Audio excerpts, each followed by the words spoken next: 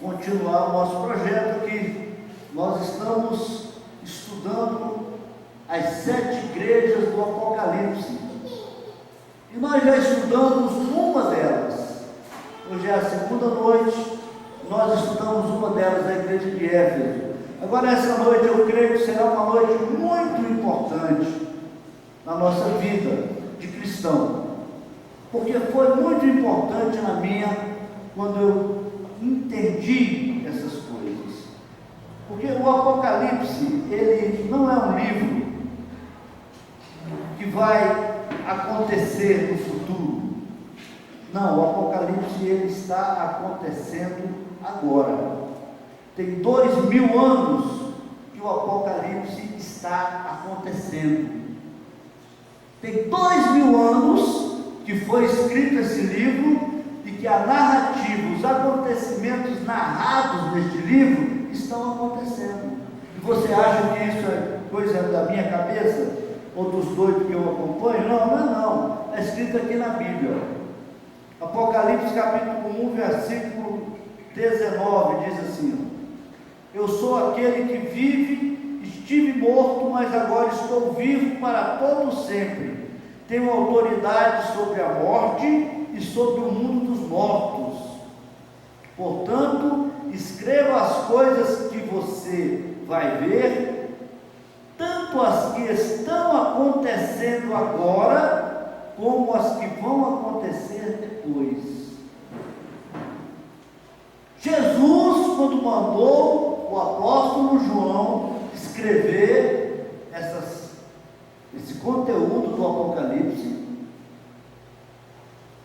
ele estava escrevendo, ele estava querendo se comunicar com aquela igreja da época dos apóstolos, porque João era um apóstolo, com a primeira igreja, com a igreja primitiva, com a igreja do primeiro século. Jesus escreveu sobre as coisas que estavam já acontecendo naquela época. O Apocalipse não é uma coisa que vai começar, ou que nós ouvimos dizer, é o início do Apocalipse, está próximo ao Apocalipse, o juízo final. Não, o Apocalipse ele foi escrito para aquela época, assim como para a nossa época, para cada época, para cada crente, para cada cristão, para cada fase da igreja, existe o conhecimento de Jesus Cristo a respeito daquela circunstância, existe a recomendação de Jesus, existe a avaliação de Jesus. Jesus é aquele que ele anda no meio dos candelabros, no meio das estrelas, ele anda no meio da igreja. Durante todo o percurso da história da igreja,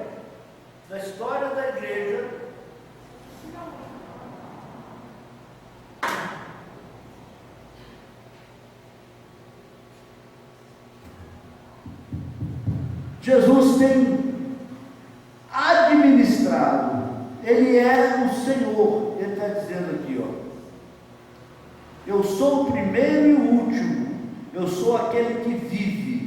Estive morto, mas agora estou vivo para todo o sempre. Então nós temos que entender a linha do tempo da igreja. Esse exemplo dessas 7 igrejas é uma linguagem figurada, é uma metáfora que Jesus utiliza para diagnosticar, para descrever, para antecipar a história de todo o percurso da igreja. Nesse tempo, no tempo da igreja primitiva, no tempo dessa carta para a igreja de Éfeso, no tempo dessa carta para a igreja de Esmirna, que é a igreja que nós iremos estudar hoje, Jesus estava se comunicando de uma forma muito urgente com essas pessoas, porque Nero, Vespasiano e alguns outros líderes de Roma imperadores de Roma, eles não aceitavam essa ideia cristã de adorar outro rei. Jesus, ele se apresentou como o rei da igreja, como o rei enviado por Deus, e eles não aceitavam. Então, nessa época em que João escreveu, recebeu o Apocalipse, os cristãos, eles eram crucificados, faltava madeira em Roma, tamanho número de cristãos que eram crucificados, que eram jogados aos leões no Coliseu, que eram devorados pelos leões, e os romanos zombando, rindo, festejando, e os cristãos perdendo, sofrendo na mão do homem. E Nero fazia aquele massacre, e Vespasiano posteriormente fazia aquele massacre, e todo mundo queria massacrar cristão.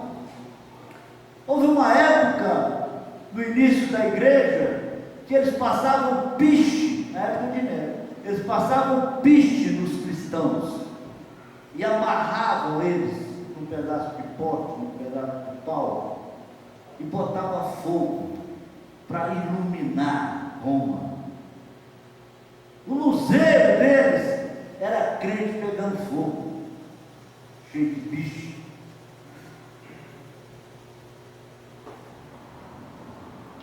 Então, Jesus mandou a revelação do Apocalipse, onde ele se apresenta como o Senhor de todas as coisas, onde ele fala: olha, não são eles que estão no comando, quem está no comando sou eu.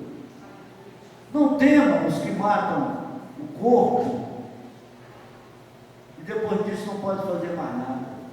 Vocês têm que temer aquele que mata o corpo e depois envia a alma para o inferno. Continuem fiéis, porque vocês terão vitória. Assim como o jovem teve vitória, vocês terão vitória. Então o Apocalipse foi direcionado para aquele povo, para fazer uma oposição ao discurso do homem, ao discurso de Nero, ao discurso de Roma, que queria enfraquecer a doutrina cristã, que queria zombar e menosprezar Jesus. Então ele escreveu aquilo ali, afirmando a sua força e o seu poder, e descrevendo os acontecimentos daquela época e os acontecimentos futuros, mostrando aonde ia dar aquilo tudo, mostrando o juízo dele sobre aquelas pessoas, e isso fortaleceu a igreja. O Apocalipse fortaleceu a igreja, animou aquelas pessoas naquela época. E o Apocalipse serve para fortalecer a igreja de hoje, para ensinar a igreja de hoje, para posicionar a igreja de hoje. Sem o Apocalipse você não conhece o outro lado de Jesus. O Jesus do Evangelho é o Jesus servo, é o Jesus que veio ensinar o homem ser do jeito que Deus deseja que ele seja. Agora o Jesus ressuscitado é o Jesus Senhor, é o Jesus que está no comando, é o Jesus que se apresenta como toda a autoridade, como quem tem e exerce toda a autoridade no céu e na terra, aquele que vai prender o diabo, aquele que vai destruir os reinos, aquele que vai fazer nova todas as coisas, aquele que vai criar um novo céu e uma nova terra, aquele que vai recompensar os que sofrem por ele aqui na face da terra, os que levam o nome dele aqui na face da terra, os que glorificam o nome dele aqui na face da terra, os que trabalham pela igreja dele aqui na face da terra, os que sofrem pela igreja dele aqui na face da terra, os que negam-se a si mesmo, tomam a sua cruz e seguem, jamais serão esquecidos, serão recompensados eternamente. O Espírito Santo testifica isso no nosso coração.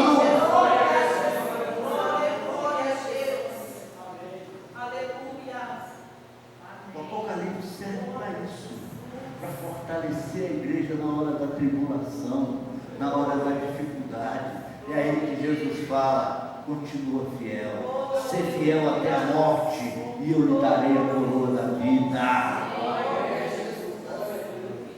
Glória a Deus.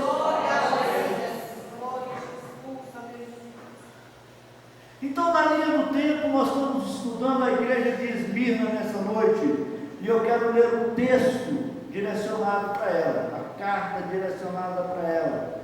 Diz assim, Apocalipse capítulo 2, no versículo 8: ao anjo da igreja de Esmirna, escreve o seguinte: esta é a mensagem daquele que é o primeiro e o último, que morreu e tornou a viver. Eu quero fazer uma comparação dessa apresentação que Jesus fez de si mesmo à igreja de Esmirna com a apresentação que ele fez de si mesmo à igreja de Laodiceia. E na linha do tempo, a igreja de Laodiceia é a igreja dessa época, é a igreja desse tempo. O nosso tempo, na linha do tempo das cartas às igrejas, representa a igreja de Laodiceia, ou é representado pela igreja de Laodiceia. Nós vimos que lá no início, a partir do ano 100, ou aproximadamente no ano 100 depois de Cristo, Jesus se dirige a essa igreja de Esmirna e se apresenta como aquele que morreu e que ressuscitou, que morreu e tornou a viver. O primeiro e o último, aquele que morreu e tornou a viver. Agora, para a igreja desse tempo, ele tem outro foco, ele tem outra apresentação, ele se apresenta. Essa é a mensagem do amém, da testemunha fiel e verdadeira, daquela que por meio de quem Deus criou todas as coisas. Ele se apresenta como Senhor. Para a igreja de Esmirna, ele se apresenta como servo, aquele que morreu para salvar. Agora, para a igreja de Laodiceia, ele se apresenta como Senhor, o Filho de Deus, Criador de todas as coisas, que fez todas as coisas. Por que que isso é interessante do meu ponto de vista? Eu vou mostrar a seguir, vou procurar mostrar para os irmãos. Vou continuar a leitura. Eu sei que vocês estão sofrendo, ele dizendo para a igreja de Esmirna. Eu sei que vocês estão sofrendo, eles estavam sofrendo. Eles estavam sofrendo as perseguições mais cruéis de toda a história humana. Se amarrado num poste, untado num bicho, e morrer queimado numa condição daquela. Era uma morte crudelíssima, terrível. Jesus se apresenta então para a igreja de Esmirna, passando por aquela dificuldade, como servo, como aquele que morreu para salvar, como aquele que sofreu tanto quanto, como aquele que foi crucificado, como aquele que morreu primeiro, como aquele que merecia o sacrifício, como aquele que tinha feito primeiro. Esse é o Jesus que você serve, ele fez primeiro.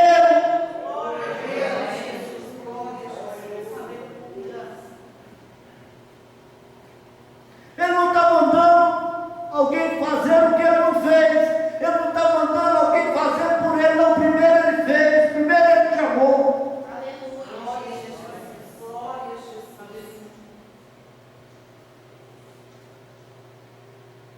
Eu sei que vocês estão sofrendo, sei que são pobres, mas de fato são ricos. Agora você veja, isso é totalmente diferente, isso é o contrário da mensagem para a igreja de Laodiceia, para a igreja desse tempo. Para a igreja de Laodiceia, ele fala aqui, ó: eu sei que vocês têm feito, sei que não são frios nem quentes, como gostaria que fosse uma coisa ou outra, mas porque são apenas mornos, nem frios nem quentes, vou logo vomitá-los da minha boca. Vocês dizem: somos ricos, estamos bem de vida e temos tudo o que precisamos, mas não sabem que são miseráveis, infelizes, pobres, nus e cegos. O contrário, Roberto. A igreja de hoje vive num estado de espírito, vive numa realidade que é paradoxal. A igreja.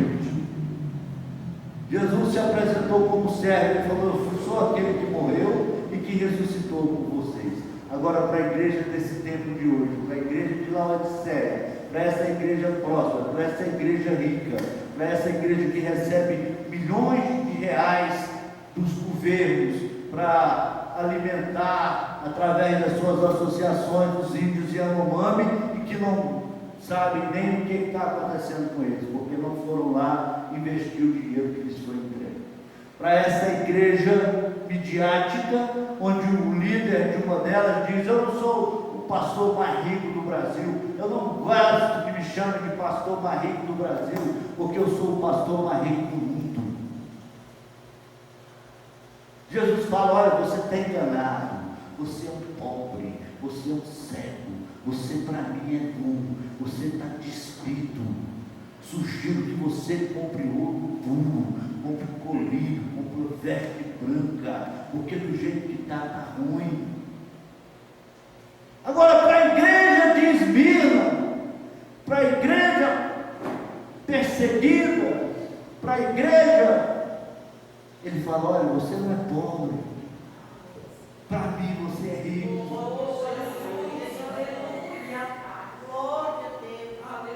Para mim você que é rico, porque essa vida humana é passageiríssima. Alguém veio me repreender porque eu disse que ele não tinha nada no outro mundo. Falei: você não tem nada, vocês não têm nada. O que vocês acham que tem, logo logo vai ser da sua nora, do seu cunhado, sua sogra, do seu irmão, seu filho, porque você é mortal. Quem morre não tem nada. Quem morre é pobre. Agora Jesus, ele pode enriquecer o mortal. Quando ele dá a vida eterna, ele enriquece o mortal. E Jesus disse para eles: olha, vocês são ricos, vocês não são pobres, vocês são ricos, porque a riqueza deles era Jesus. Eu sei que vocês estão sofrendo, sei que são pobres, mas de fato são ricos.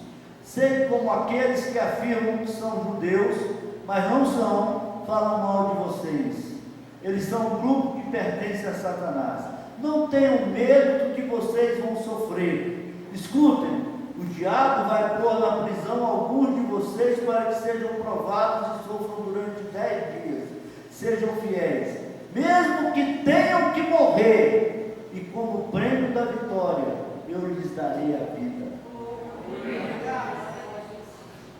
Eles eram pobres, eles estavam perseguidos, e Jesus não chegou consolando-os, dizendo: olha, isso vai passar, logo logo tudo vai mudar, porque tudo na vida é passageiro, só não o cobrador e o motorista, vale a pena esperar, vai dar tudo certo. Não, Jesus não falou: eu sei que vocês são pobres, mas para mim vocês são ricos.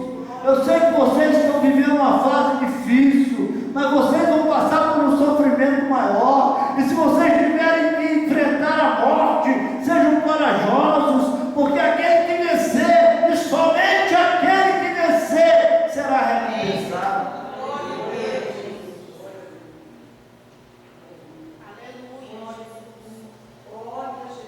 Portanto, se vocês têm ouvidos para ouvir, então ouçam o que o Espírito de Deus diz às igrejas.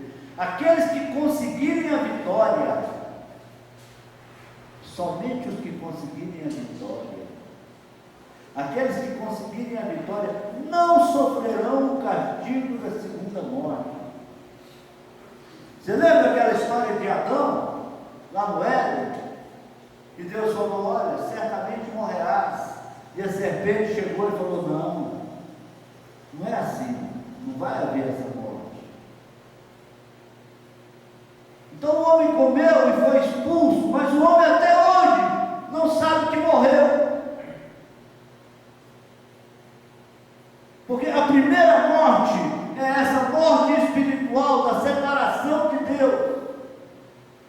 Agora, a segunda morte, essa segunda morte que Jesus promete livrar a igreja de Esmirna, essa sim é a morte eterna, é a morte anunciada no Éden, que ninguém pode livrar o homem por causa do pecado. Só Jesus pode livrar o homem por causa do pecado. Por isso Jesus disse: quem crê será salvo, quem não crê já está condenado à segunda morte. Agora, vencer a segunda morte não é fácil. Aqui para a igreja de Esmirna, Jesus está dizendo: olha, eu sei que vocês estão sofrendo, mas o sofrimento de vocês vai aumentar e vai chegar ao nível de sofrer até a morte. Agora vocês sejam fiéis, e então vocês serão livres da segunda morte. A recompensa foi essa: vocês sejam fiéis e eu vou dar uma casa para vocês, uma fazenda, uma caminhonete de luxo. Não teve nada disso.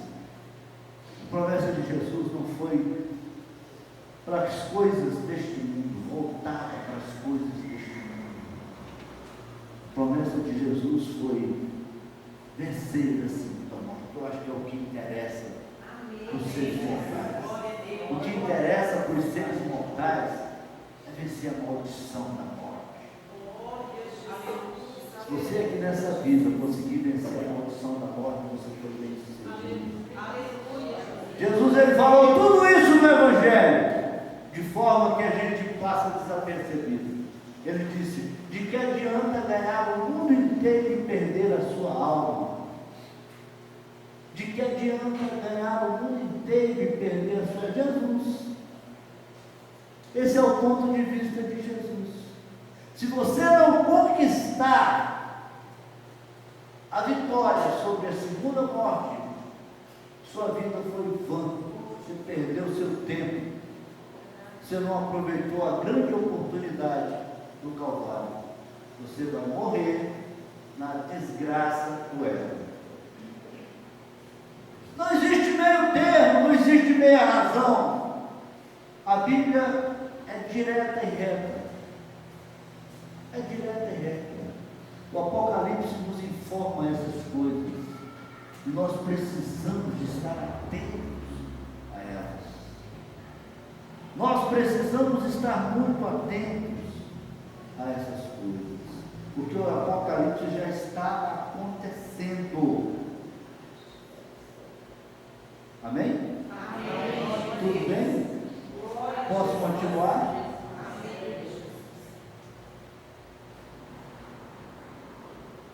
É aquele negócio. Tem gente que não assimila isso. A maioria das pessoas deste tempo, dessa igreja de Laodiceia, que é a igreja do nosso tempo, tem o Apocalipse, uma expectativa futura, de juízo final, de arrebatamento. O arrebatamento acontece antes ou depois da tribulação, e fica aquele tanto de filho de papai que não trabalha, que não faz nada na vida, aqueles desviados, filho de segunda geração de crente, discutindo uns com outros na internet, no YouTube, é antes, é depois, é isso, é aquilo outro. Mas isso não interessa para quem é sério.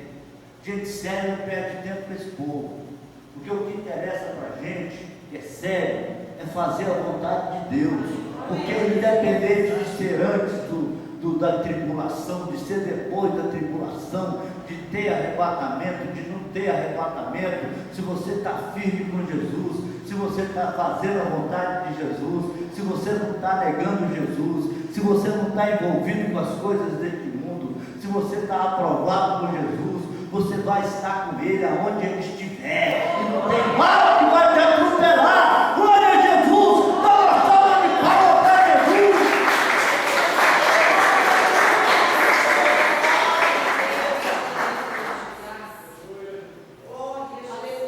Isso é muito bom. Glória a Jesus.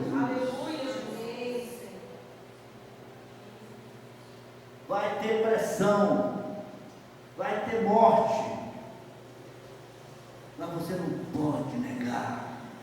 Jesus dizendo para a igreja de Esmirna: Agora, para a igreja de Laodiceia, para encerrar, que é a igreja desse tempo, Jesus falou: olha, você é morno.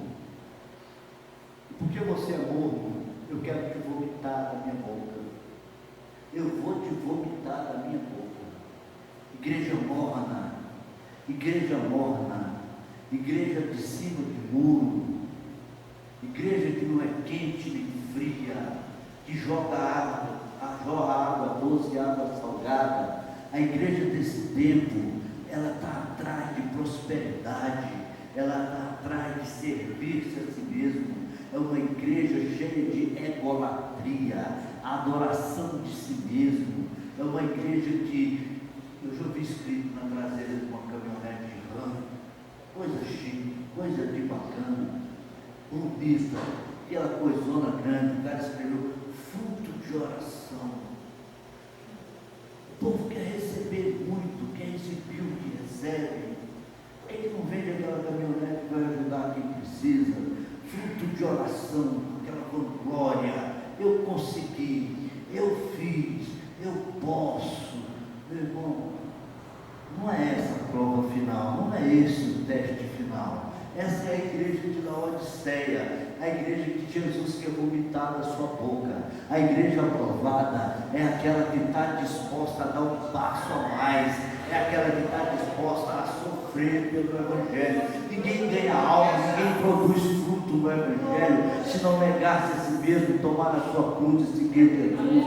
Ninguém produz fruto, ninguém canta bonito para o Evangelho se não dedicar a oração. Ninguém prega se não estudar, se não for exaustão, se não se humilhar, se não descer, se não negar-se a si mesmo. Ninguém faz para Jesus, ninguém faz na obra de Jesus se não negar-se a si mesmo, se não deixar a si mesmo, se não servir, aprender a servir. É impossível. A igreja que vence a segunda morte é a igreja que não nega Jesus. Ser abençoado é muito bom, mas é uma fasezinha do processo. A gente prova mesmo a nossa fé é quando a gente não é abençoado, quando a gente não tem, quando a gente é perseguido e continua glorificando a Deus. Aí é a prova de fé que agrada a Deus. Amigo de horas fáceis é a coisa mais fácil do mundo. Quando você está, como dizia um amigo meu, quando eu estou com o freezer cheio de peixe, a minha casa é cheia de amigo. É só eu ir pescar, todo mundo some. É desse jeito que é. Amigo de horas fáceis, amigo para querer, para desfrutar, para arrancar de você, crente para ser abençoado. Rapaz, se falar, a pastora Keila voltou e ela está tendo revelação, essa igreja é este. Se falar, olha, o Sérgio está lá falando sobre o Apocalipse, está do jeito que está aí. Glória a Jesus. Nós